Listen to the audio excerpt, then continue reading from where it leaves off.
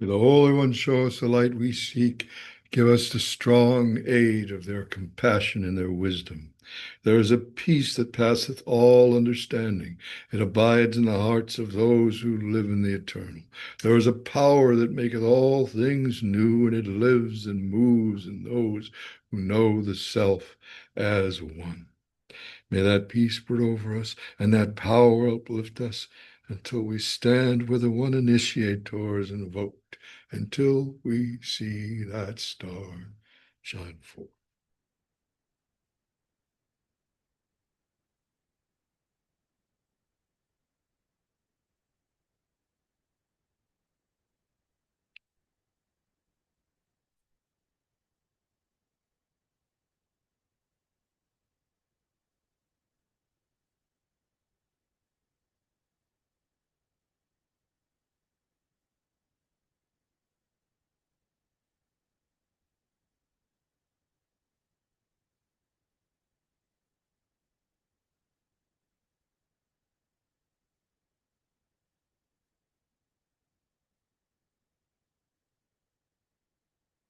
As part of my plan, my personal plan for 2025, I just knew I had to do a series of 4 talks.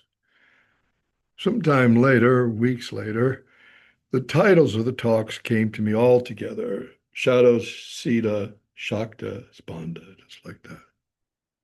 Sometime later, weeks more, the title of the series came to me, Verities of Being. I didn't know much more than that. I mean, I knew the individual elements, of course, and I knew how they could fit together thematically, but I didn't have any feeling for the organic structure of the series of talks itself. I knew with certainty there was such an organic structure. It just hadn't revealed itself to me yet.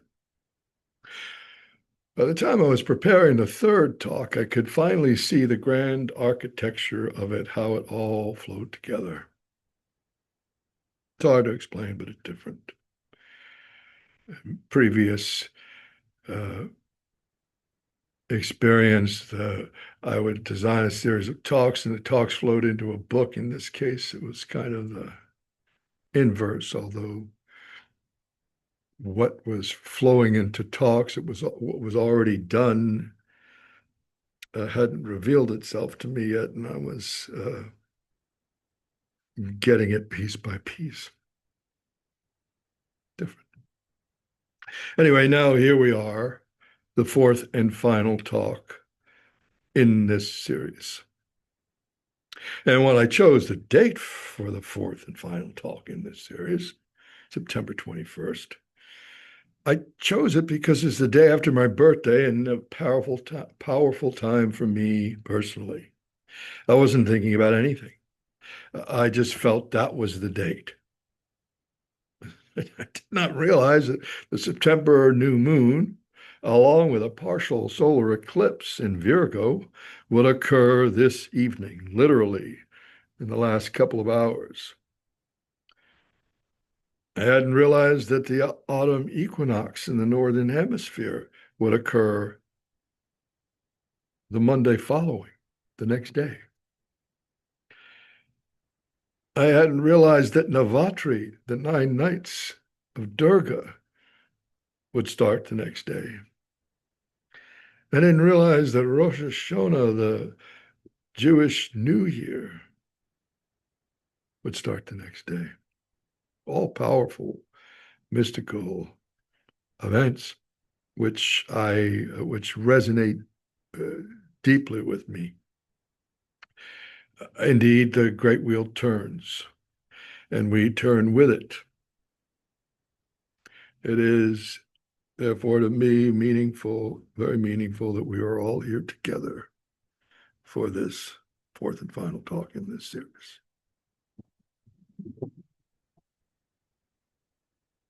Verity, verities, in particular, that second definition there, something such as a statement that is true, especially true, a fundamental and inevitably true value.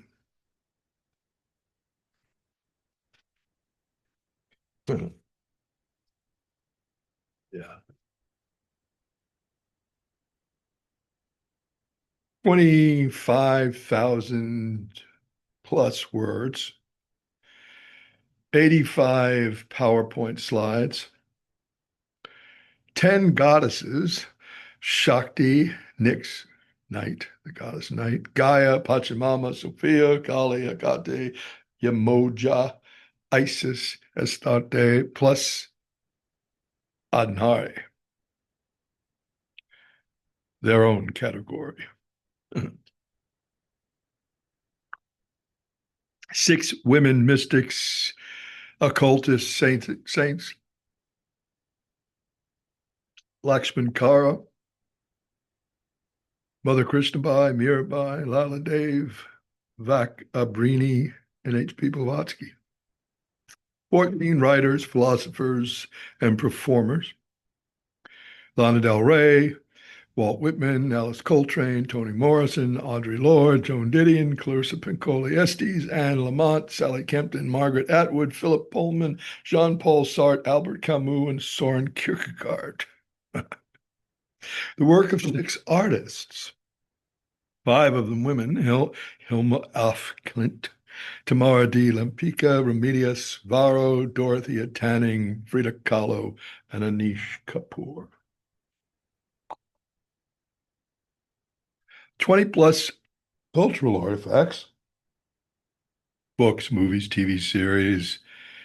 Ashley Montague's touching Between Heaven and Earth, a marvelous book on Chinese medicine, Jung's Red Book, Jung's Memories, Dreams, and Reflections, the Shiva Sutras, the Vedanta Bhairava, the Spanda Karikas, Legends of the Mahasiddhas, Keith Bauman, Guru's Grace, Uses of the erotic as power, His Dark Materials, Secret Doctrine, Handmaid's Tale, Man in the High Castle, Wheel of Time, Baraka, Golden Compass, Andor, Rogue One, Lord of the Rings, Star Wars, Harry Potter, Marvel Multiverse, Maleficent, one radio show, The Shadow, and one tarot card, the number 8, Strength. That's the inventory. Are they for influences and references? This statue is the goddess Sophia, goddess of wisdom. Sophia, as in Theosophia, divine wisdom. She towers over a main thoroughfare in Sofia, Bulgaria, and I stood before her.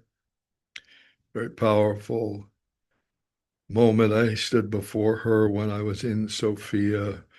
Um, I was there to deliver a briefing on cyber war and cyber terror at a NATO conference, which was being held in Sofia, Bulgaria at that time. I felt to make her part of this presentation, so you'll see her appear throughout each of the 4 talks and throughout this final talk and through the other.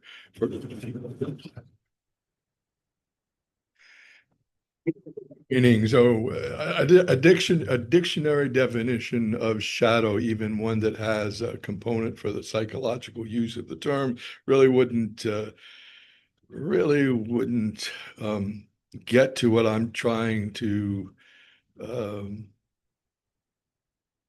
indicate we're talking about here. So I just took this uh, strong quote from Jung, which is a favorite. How can I be substantial if I do not cast a shadow? I must have a dark side. Also, I must have a dark side also, if I am to be whole.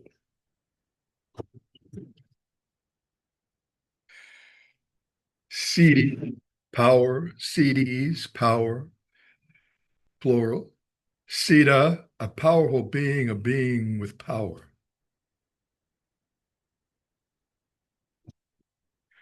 Shakti, divine power, cosmic energy, the goddess. Shakta, a being whose practice centers on the divine power, or a being whose practice uh, comes through the divine power, or a being whose practice is uh, serving as a portal of that divine power. Shakta. Spanda, the divine pulsation. Spanda.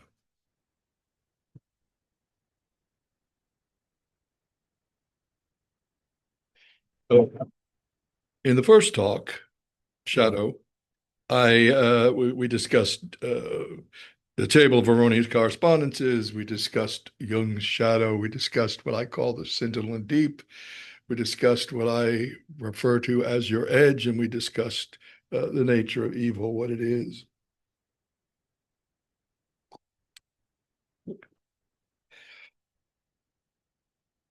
For our purposes tonight, just in this overview as we get to the denouement, as it were, I'll just touch on what I mean, briefly touch on what I mean by the table of erroneous correspondences. It's something I've been writing and talking about since the beginning of this journey. So really, male, sky, sun, yang, white, active, female, moon, earth, yin, black, passive. Seriously, this this is the 21st century, and the yin and yang has come to us from the ancient future. It is deserving of a deeper, richer, truer telling than the table of erroneous correspondences offers. Sun as male and moon as female. Really? I suggest that the sun should be seen as a great bonfire, not male, genderless, or maybe even gender fluid. I suggest that all the planets and moons circling this bonfire are goddesses, should be seen and experienced as goddesses, male as active and female as passive. Really? Do I really have to break down what's wrong with this? I mean, if you want to be kind, you could say it's tired, it's limited, but to be blunt, I say it's oppressive and relic of the subjugation of women and the disappearing of the deep feminine. Male as white and female as black. Are you seeing it now? The insipidness of it all. It lines up all too neatly with another false correspondence. White as good and black as evil. There it is. Misogyny and racism lurk in all of these false correspondences. Ironic, isn't it, that evil so often garbs itself in white while projecting itself on the black and vilifying the black. But evil has no color. It is neither black, yin, nor white, yang. It is colorless. It is not part of life. It is indeed, as I say, anti-life. Spell live backwards. It spells evil. The shadow, the darkness, is a lush, vibrant, fecund realm. Yes, there are bad neighborhoods within the shadow, but there are also art colonies and witches' covens thriving there. So much of our creative so much of our creativity, our creative life arises from the darkness. So much of our sexuality, too. So much of what we experience as beauty. So much of our aesthetics. Mystery itself has its nest in shadow.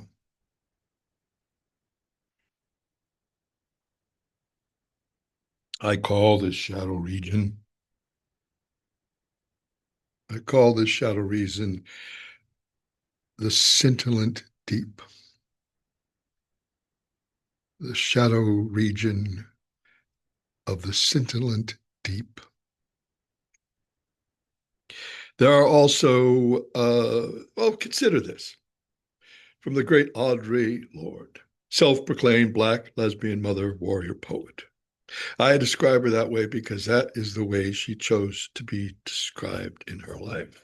Quote, these places of possibility within ourselves are dark because they are ancient and hidden. They have survived and grown strong through that darkness. Within these deep places, each one of us holds an incredible reserve of creativity and power, of unexamined and unrecorded emotion and feeling. The woman's place of power within each of us is neither white nor surface, it is dark, it is ancient, and it is deep. This talk, this part one, Shadow, the first talk in this series, is a reclaiming of vast swaths of darkness and shadow, a reclaiming, a celebration, a restoration, a rebuttal to slander, a reaffirmation of the shadow's role as one of the verities of our being, an acknowledgement of its true scope and function. Second talk, part two, Sita. Sita. I say Sita, not CD, because I'm emphasizing the person who has the power, not the power itself. Uh, the embodiment, the incarnate being, you as a Sita, us as Sitas, not the CD, but the Sita, the bearer of the power, right? So in Sita, I listed 8 Sitas, which I say are inborn, plug and play, hardwired CDs that we have celebrated, that have been ignored, that have not been understood to be powers. They're just taken for granted. They're integral to our being. They're essential to our primal nature. They are part of us. We don't develop them, they are. We come with them. This is how we have been provisioned for our journey. Laughter, sleep, touch, conscience, voice, creativity, sexuality, free will. I'll just touch on a couple of them, 2 or 3 of them briefly in this overview. Anne Lamott says, the writer Anne Lamott says, laughter is carbonated holiness. Laughter is carbonated holiness. And Soren Kierkegaard in Works of Love, 1847, says the relationship between the individual and God, the God relationship, is the conscience. The relationship between the individual and God, the God relationship is conscience. Of course, we draw a distinction. We draw a distinction between 2 kinds of humor when we explore laughter. The laughter CD, where there's the belly laugh, full body, verge of tears laugh. That's what we're naming a CD here, not the mean-spirited laugh. You can feel how different that laugh is inside your own body, how small the mean-spirited laugh is, how twisted and unnatural. Likewise, we also draw a distinction between 2 kinds of conscience. Conscience with a capital C, versus lowercase c consciousness. But of course, for millennia now, plural, a lowercase c model of conscience predicated on patriarchal values has been superimposed over this portal into our primal reality. In this era of the great shift, we are breaking through that rigid, skewed frame to reestablish a main line to the capital C consciousness. George, George Washington, by the way, called it celestial fire. The third of these inborn plug-and-play art I will touch upon very briefly in tonight's talk is sleep. Consider this provocative insight from Ramana Maharshi. Sleep is not ignorance. It is one's pure state. Wakefulness is not knowledge. It is ignorance. There is full awareness in sleep and total ignorance in waking. Provocative insight. Paradoxical in nature. And I'll add to it this passage from Words of Power. So in Words of Power, I went into deep sleep, dreaming, waking, deep sleep, waking, dreaming, deep sleep, and for lack of a better word, they term fourth state. I went into all of that in depth. This is just a brief passage. So I want to leave you with the idea of what sleep is, of its multidimensional nature, and of its mystical nature, and the fact that no one taught you to do this. This is something that's natural to you. It is something that puts you directly in touch with the divine reality. The human reality and the divine reality meet, merge really, are absorbed into each other within the cycle of every 24 hours. They meet in deep sleep. On your way to deep sleep, you're going to get information. Going through the dreaming state, you're going to get information from various sources, various virtual computers that have been pumping, working on various problems and various agendas, some of which you haven't even seen with your own conscious mind. All in the subconscious. This is direct. This is immediate. This is our life. This is not somebody else's. Do not ever let anybody tell you you can't meditate. Or that's not the right way to meditate. Don't tell yourself, I can't meditate. Every night you lay down and for long enough or not long enough, you go to sleep and you enter the dreaming state and then you pass on to the deep sleep state. And Ramana is just telling you that that deep sleep state and samadhi are the same space. The only difference is the difference of how they're happening, what your physiological state is while they're happening, what is going on around you, or the awareness of what is going on around you, or the absence of awareness of what's going on around you.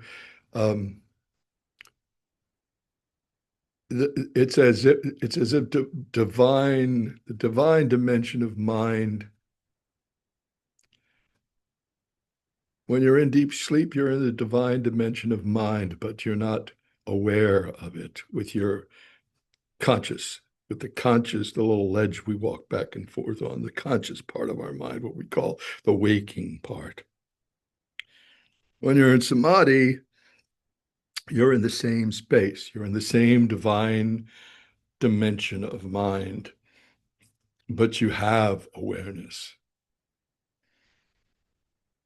of it all. I can't really say in that moment because time is not. Okay? So don't ever tell yourself you can't meditate because every night you're doing something in doing something that people dedicate their entire lives trying to achieve. You do it effortlessly, effortlessly. It's an effort sometimes to get asleep, but moving, once you're asleep, moving from dreaming into deep sleep, you're not flipping any toggles. It's happening naturally. Okay. This beautiful painting is from Tamara de la Pica. I touch on her life story briefly in part two, Sita. Yeah, uh, remarkable. A favorite painter of Madonna's, by the way. She collects works of this artist. Chalk in the series. Uh, Shakta, part two, part three, Shakta. Shakta on a range of subjects: chi, prana, Fohat, the Force, Tantra, and Bhakti, and Braka. Now, in the course of preparing talk on Shakta, well, consider this. Consider this passage, which I've extracted for you. I am the queen, the gatherer up of treasures. They know it not, yet I reside in the essence of the universe. I rouse and order battle for the people. I created earth and heaven and reside as their inner controller. On the world summit, I bring forth the sky father. I bring forth the sky father. My home is in the waters, in the ocean, as mother.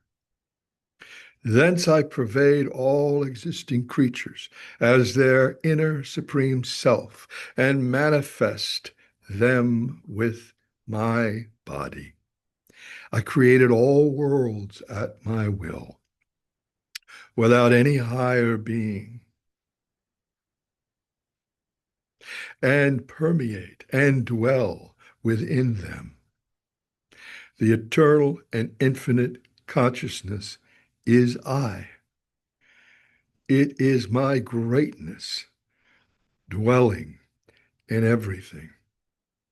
This is Shakti talking to you from the Rig Vedas. Yes, the Rig Vedas.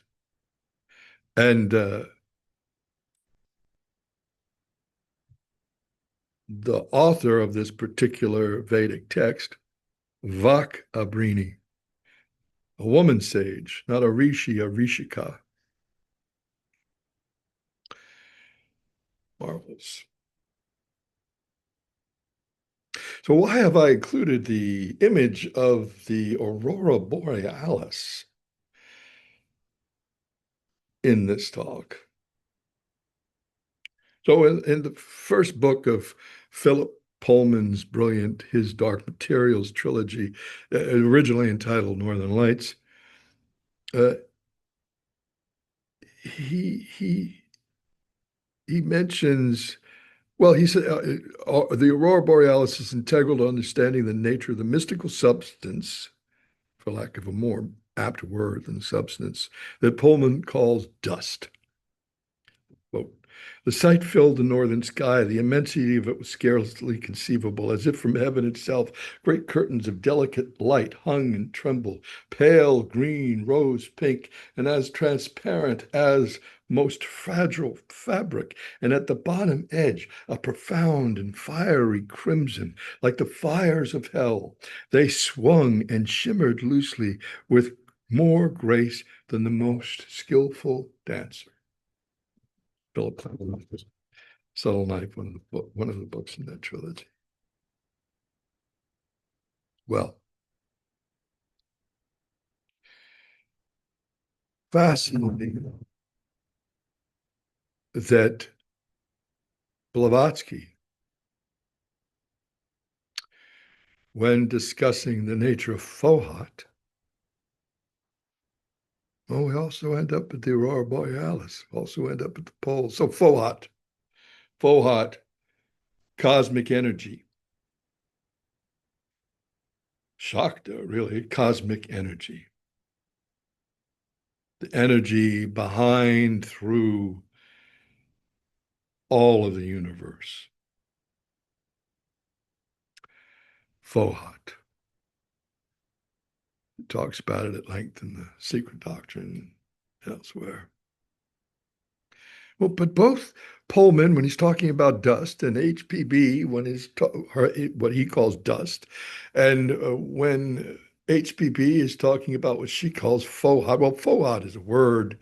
Um, it's a word from before Sanskrit. It's a word from before. It's a word from the language before Sanskrit, the language before Tibetan. Fohad. But anyway, Pullman talking about dust, this mysterious substance beyond and within and through all of creation. And HBB, when talking about Fohat, this uh, cosmic energy behind, within, and through all of creation, they both end up at the North South Pole. They both end up at the poles talking about the Aurora Borealis because in the Secret Doctrine, Blavatsky says, quote, the agitation of the Fohatic forces at the two cold ends, north and south poles of the earth, which resulted in multicolored radiance at night, have in them several of the properties of akasha, ether, color, and sound as well. Sound is the characteristic of akasha, ether. It generates air, the property of which is touch, which by friction becomes the productive of color, which becomes productive of color and light.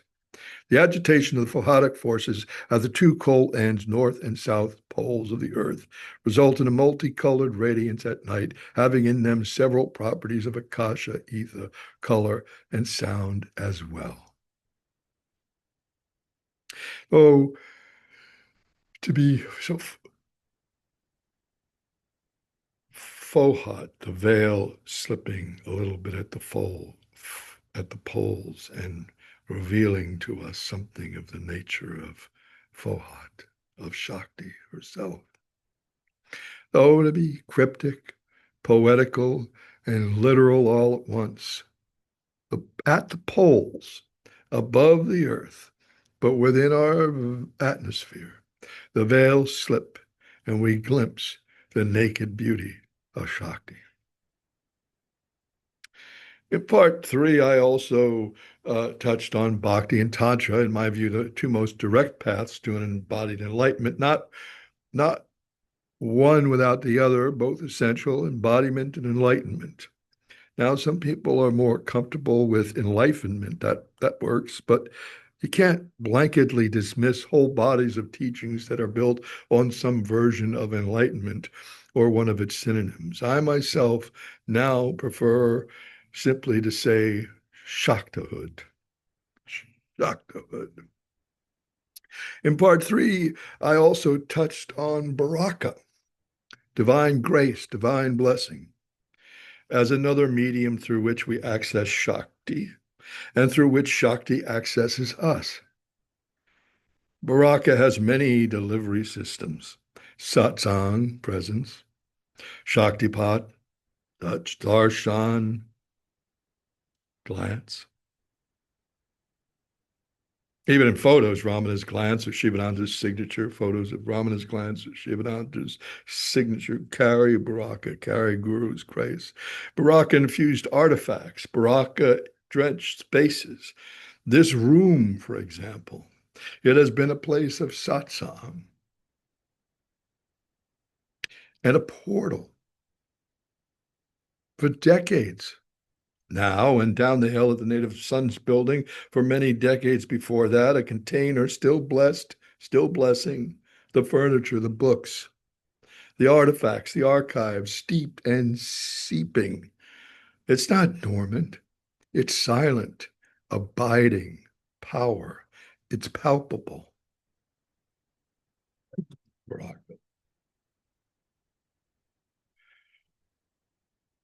So this fourth and final talk, part four, Spanda.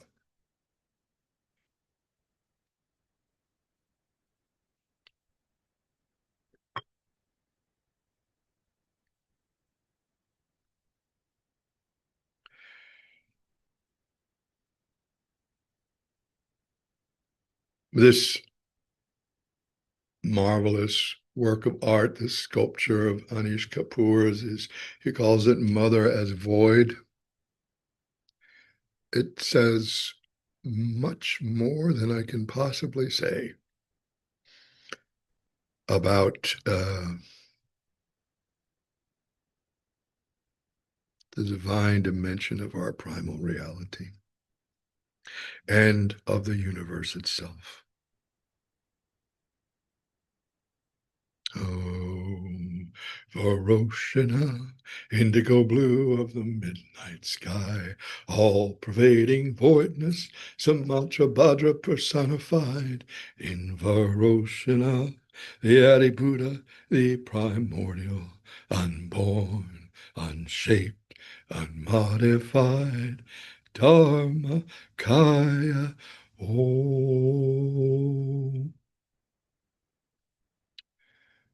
So Spanda Kariga, okay, that was Joe, legendary sage, American sages Joe and Gwen Miller singing about the Dhyani Buddhas, specifically Varoshana, the Adi Buddha. Now I'm skipping back to Kashmir. Yes, this is renegade, bastardized.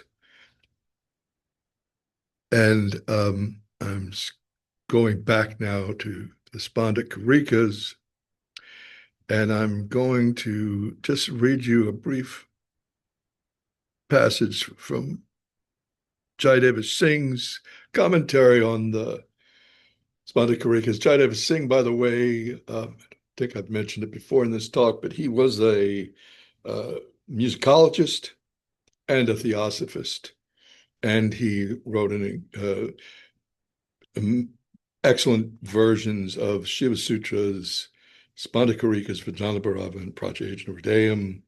I know I'm mangling the Sanskrit, forgive me, but they're there. They're very technical, but they're definitive and powerful. So he says in the just going to take here a few sentences from his introduction to the first series of sutras within the sutra stanzas within the Spanda Karikas. Right?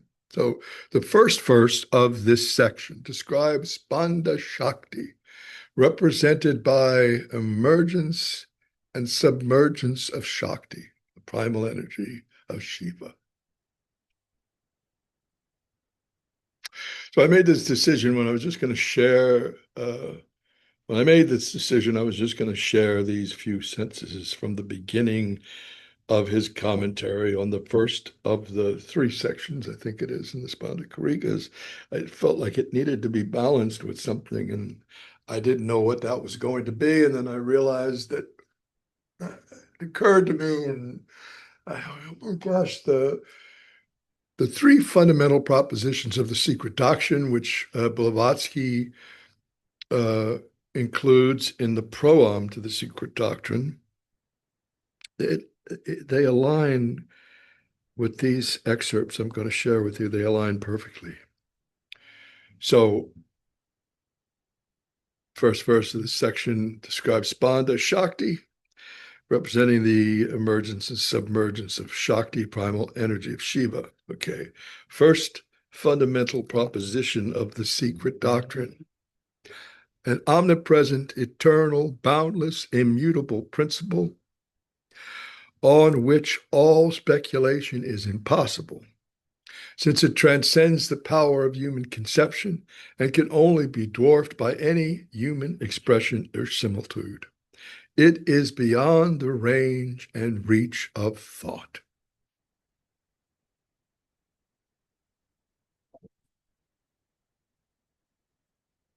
The second, according to Jayadeva Singh, the second verse says that the world is contained in Spanda principle and comes out of it.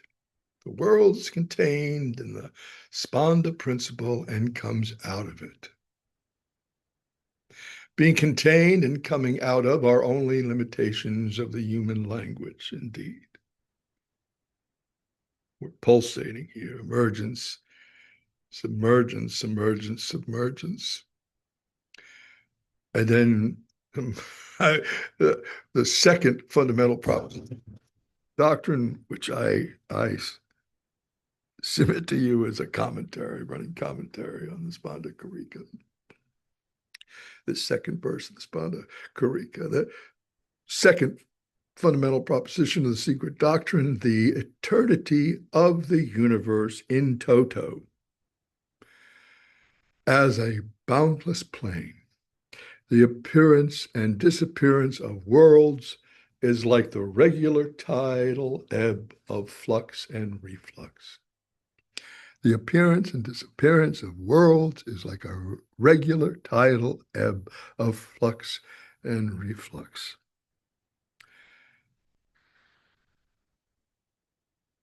So to mirror these profound teachings on this slide, I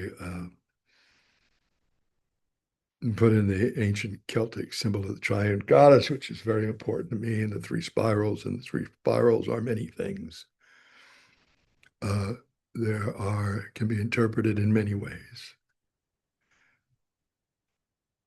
I suggest to you that this is one of the deepest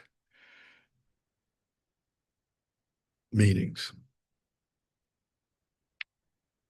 The third verse of Spanda Karika maintains that even in the differing states, waking, dream, deep sleep, the Spanda principle remains the same as the invariable experience of all the states.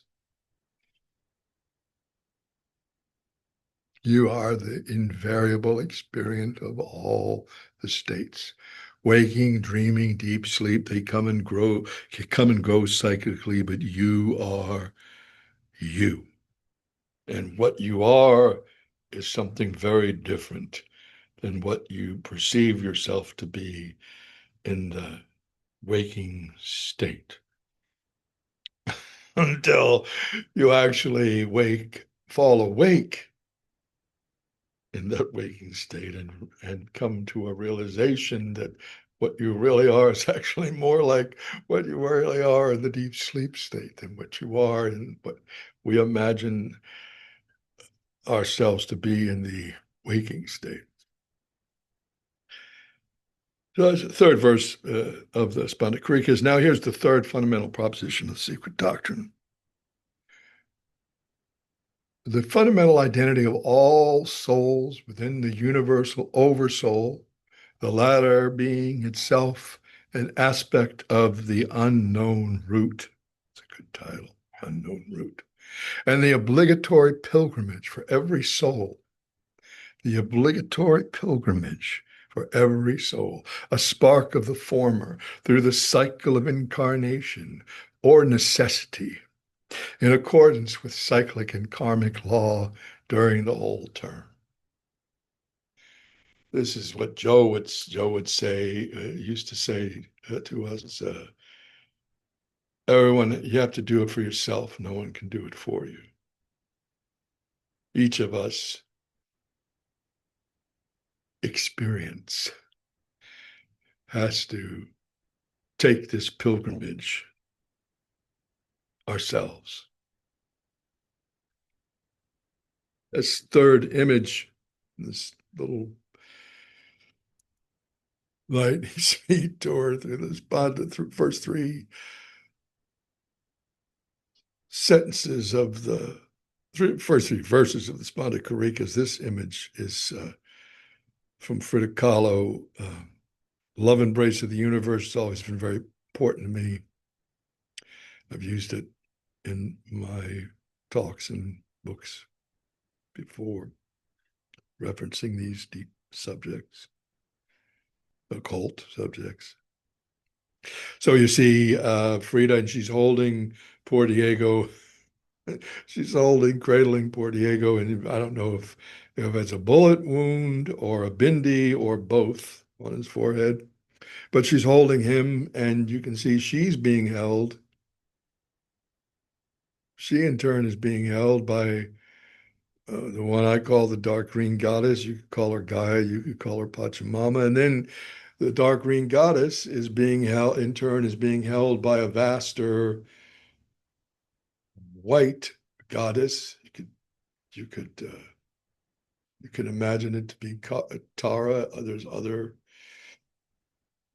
permutations, but and then that white goddess, healing goddess, is in turn being held by who is in turn being held by, who is in turn being held by, who is in turn being held by, right? The the Spanda, the divine dimension of our primal being and the primal being of the universe holds within it the universe. I would say the universe says, and within the universes hold all these galaxies. And the galaxies hold all these solar systems, and the solar systems hold all these planets. And on a few planets here and there's life held by that planet, the goddess of that planet, the goddess that is that planet. And then we ourselves hold within our nature the planet, each other, all the other species, the planet, the solar system, the galaxy, the universe, the divine dimension of our primal reality and of the universe as themselves, the all, the immutable, incomprehensible all that first fundamental proposition of the secret doctrine points us to. This is what we are.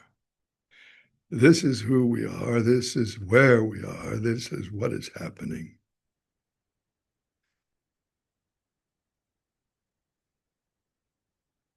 In the deepest, truest sense of our reality. And we meet all life adversities and all of the pain and suffering and the challenges and all of it we meet. We can meet with this understanding from this vastness, from this unlimited power, clarity, joy, empathy.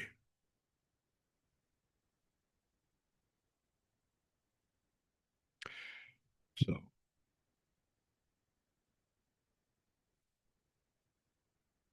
three images, I strung them together here to represent the first stanza, if you will, of the Spanda Karikas and the first fundamental proposition of the secret doctrine, the second verse of the Spanda Karikas and the second fundamental proposition of the secret doctrine, and the third verse of the Spanda Karikas and the third fundamental proposition of the secret doctrine. And macrocosm in the microcosm and the microcosm in the macrocosm. There she is again, Theosophia. So here we are at the end.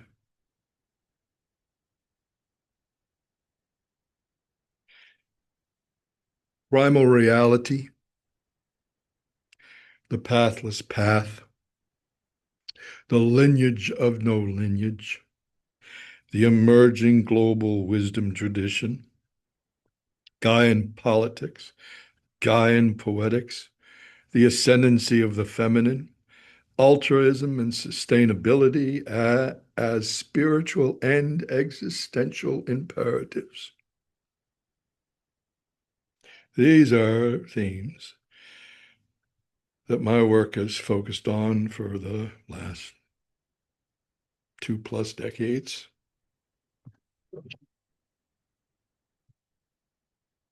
This right here,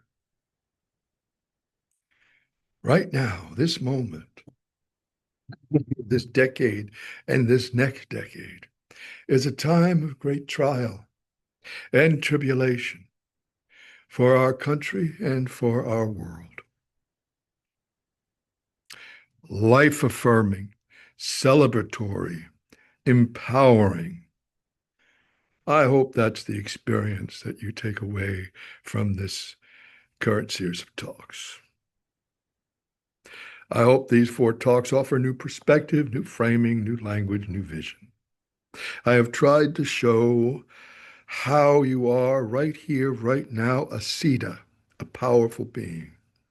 I have tried to show how you are right here, right now, a Shakta, a being whose life is brimming with Shakti, with cosmic energy, the cosmic energy of the universe herself. My intention in this series of talks, I hope they endure in some way or another as an artifact of the ancient future, highlighting what it means to be truly human in the 21st century as we strive to bring on a green, woke, feminist civilization, which is what we need to survive as a species, as a civilization. What you are, what you are part of, how you have been provisioned for this journey, what you are capable of. I hope that these 4 talks contribute to your understanding, your answer to these questions for yourself and for those you love.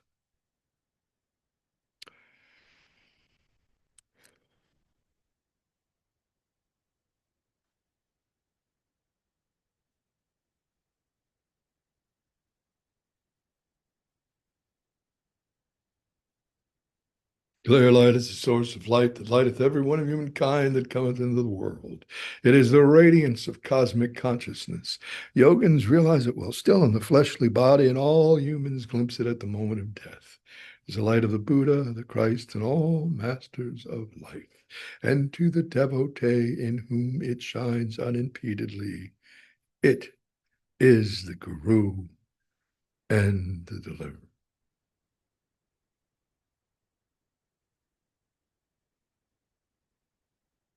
May the Lodge of the heart be realized in this lifetime. Shaboom.